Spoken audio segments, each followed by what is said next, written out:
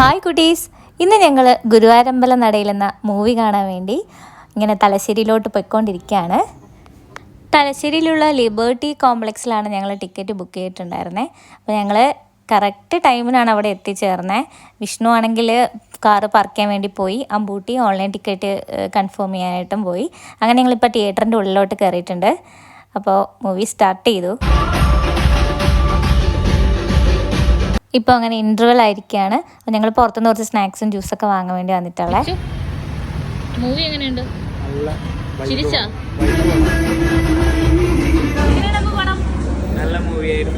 കിടുക്കാച്ചി പടം. എനിക്ക് ഈ മൂവിയാണെങ്കിൽ ഒരുപാട് ഇഷ്ടപ്പെട്ടു. കാരണം അതിൻ്റെ സ്റ്റാർട്ടിങ് മുതൽ എൻഡ് വരെ ഞാൻ ഇരുന്ന് ചിരിക്കുന്നു. ഒടുക്കത്തെ ചിരിയായിരുന്നു.